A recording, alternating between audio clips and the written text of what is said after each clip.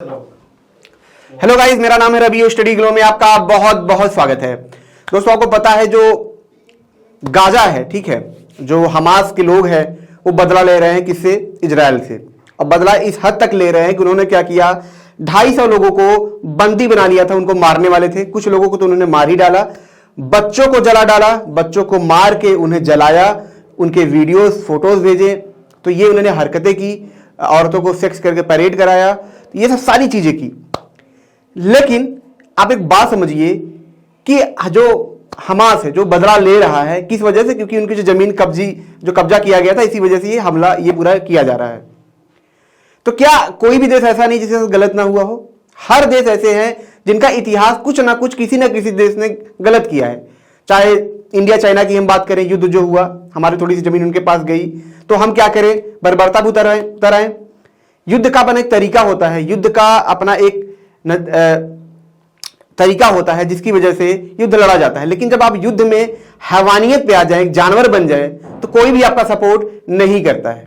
चाहे आपके साथ कितना भी इतिहास में गलत हुआ हो, लेकिन अगर आप इंसानियत को भूल जाएंगे, सीधा सीधा हैवानियत पे आ जाएंगे, तो कोई भी आपका सपोर्ट नहीं करता है। और इस समय जो हमास है वो वही कर रहा है।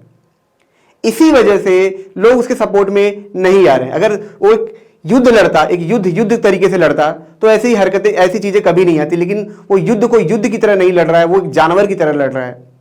बच्चों को मारना, सोचिए ये कौन सा तरीका हो सकता है, लेकिन वो हमास कर रहा है। इसी वजह से दोस्तों, जब इजराइल लगातार अटैक कर रहा है तो स्थिति खराब होती जा रही है।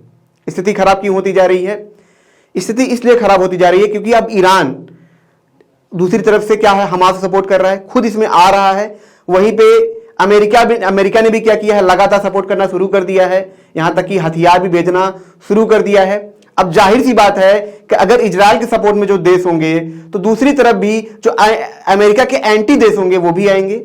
रूस का भी हो सकता है सपोर्ट चोरी छुपे यहां आए, हो सकता है खुले तौर पे ना आए, लेकिन चोरी छुपे जरूर सपोर्ट आए, क्योंकि अमेरिका इसमें एंट्री ले रहा है।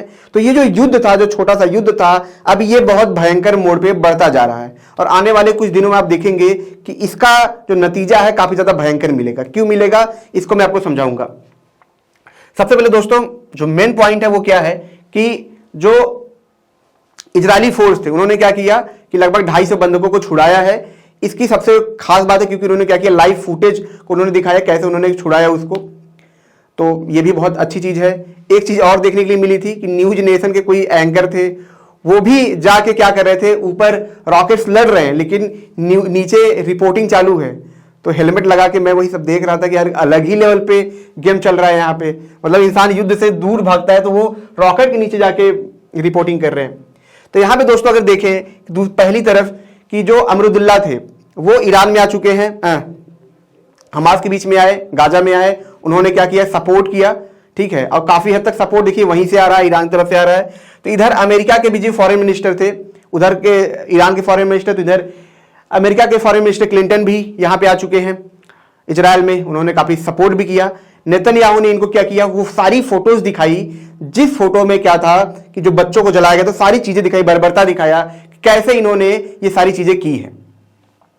अब इसी को देखते हुए इजराइल ने बहुत भयंकर बदला लेने के लिए उन्होंने क्या किया है, ये जो गाजा है, आप देखेंगे ये जो गाजा पट्टी है, ये जो जगह है, ठीक है, इसको उन्होंने क्या किया है, पूरा सील कर दिया है। अब यहां से वो बाहर नहीं जा सकते हैं।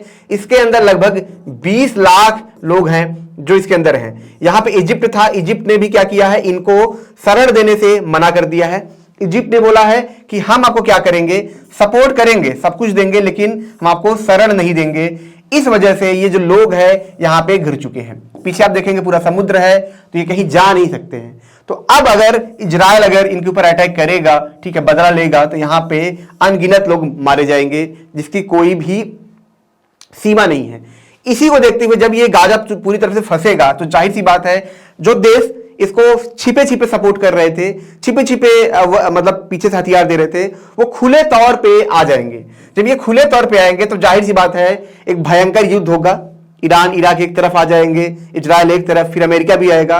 तो एक युद्ध बहुत भयंकर मोड़ ले लेगा, बहुत ही अलग तरीके से ये मोड़ ले लेगा, क्योंकि वहीं पे अमेरिका ब्रिटेन जैसे देशों से, फ्रांस जैसे देशों से लगातार वो बातें भी कर रहा है। ठीक है, उनसे लगातार कम्युनिकेट कर रहा है कि इस युद्ध में वो भी आए। ठीक है, तो आप समझ सकते हैं कि ये छोटा सा युद्ध कहीं ऐसा ना हो कि वर्ल्ड वार की तरफ ये खींचा चला जाए।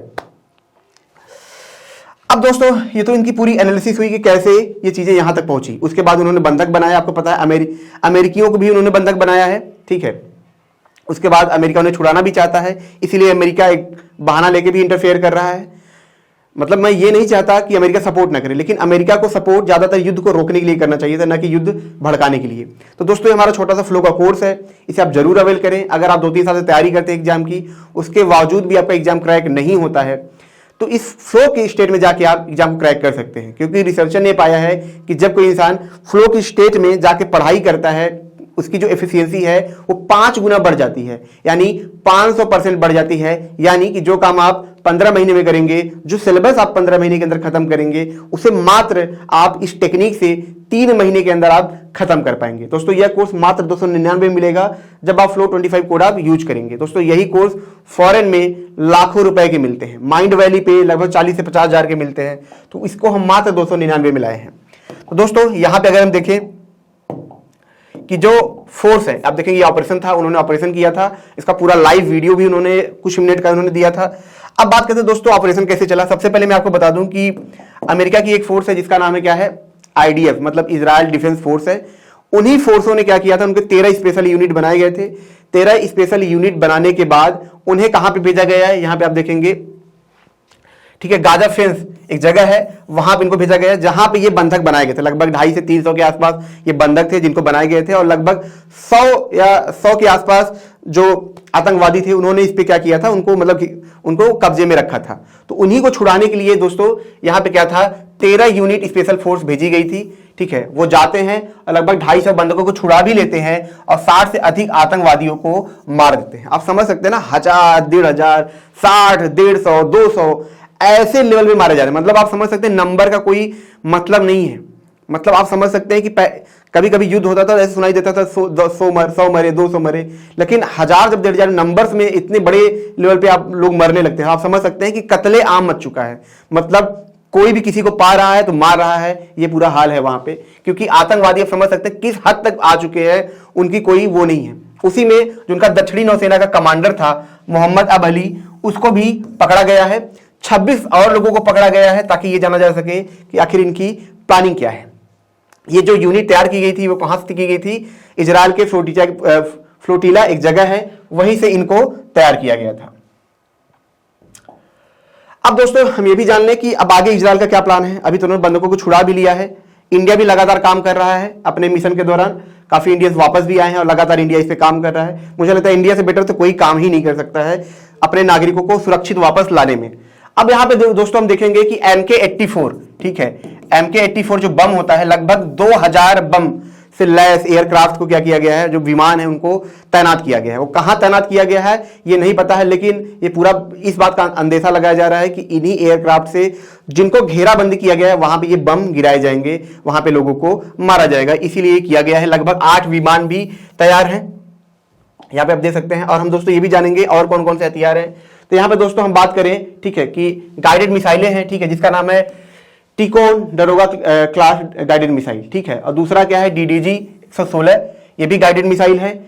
US रूजवेल्ट DDG-8, ये भी गाइडेड मिसाइल है। और जो चौथा है आर्ले बर्ग क्लास गाइडेड मिसाइल। तो आप समझ सकते हैं कि किस लेवल पे जितने उनके पास जखीरे थे अलग अलग वैरायटी के, वो सारे हथियार वो लैस कर रहे हैं। लगभग 8 विमानों में लैस कर रहे हैं। और आप देखेंगे आज या कल में, या हो सकता है आज ही, इन सारे मिसाइलों को वहां पे गिराया जाए और एक तरीके से जो जगह है शायद उसका नामो निशान ही खत्म हो जाए। इस हद तक युद्ध बढ़ चुका है, इस हद तक बढ़ चुका है। क्योंकि हमला भी दोस्तों ऐसा हुआ इजराइल के ऊपर कि बहुत लोग मारे गए।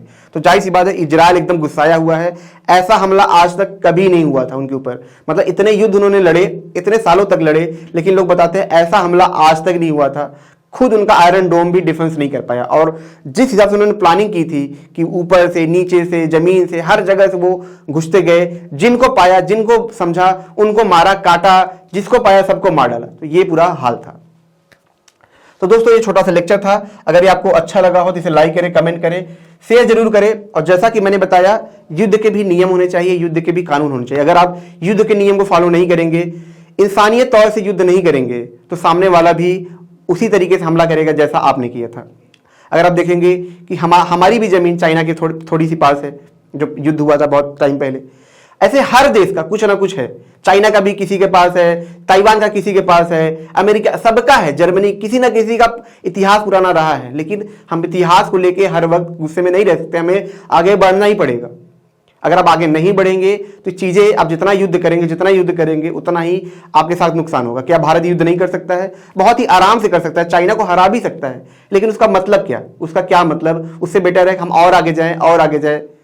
ये ज़्यादा अच्छा है कि हम युद्ध करें, क्योंकि इतिहास सबका पुराना है, हर किसी के साथ कुछ ना कुछ गलत हुआ है। लेकिन हमें लगातार आगे बढ़ते रहना होगा, क्योंकि इंसानियत से ही सब कुछ है। अगर इंसानियत नहीं है तो बाकी चीज़ों को हम लेके ही क्या करेंगे।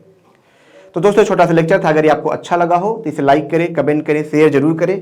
जैसा कि मैंने बताया, हमारा फ्लो का कोर्स है, इसे आप जरूर अवेल करें। मिलते हैं नेक्स्ट लेक्चर में। Thank you so much.